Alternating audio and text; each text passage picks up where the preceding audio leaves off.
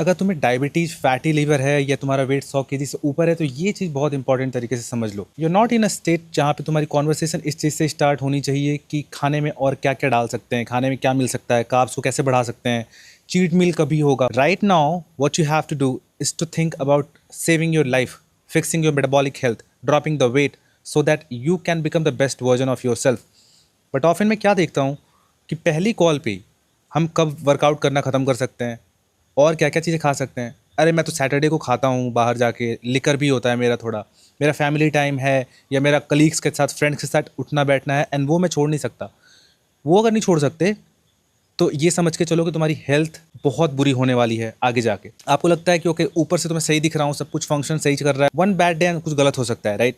सो ये pros and cons तुम्हें decide करना बहुत इंपॉर्टेंट है। Here your mindset should be extremely simple to become your best version. वो हो सकता है स्टार्ट आप 0 से करो, 10 से करो, you don't have to go immediately to 100, but the whole idea here is to make sure that you are optimizing for growth, because if you're not doing that you are basically cheating everyone around you and your life as well. The best thing that you can do right now is to create a small goal of 3 months to 6 months where you will be like, okay, I'm gonna lock the fuck in and aim for a progress जो कि मेरे metabolic markers, blood markers और मेरी body को fix करे. And after losing 8 to 10 kg you can think of slowly optimizing each and everything so that you can incorporate all sort of food items.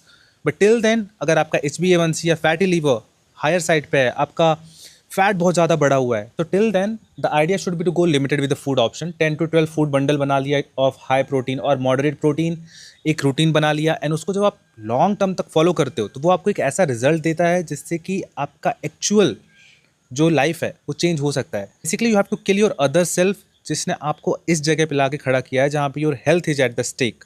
You have to create a new identity shift. वो shift बनने में time लगता है, but until unless you are blocking all the thoughts, you already have a lot of preconceived notion, data, belief and you are very ignorant of the world view। बस वो चीज़ों से ही अपने आप को सेटिस्फाई करते रहते हो जो आपको सही लगता है।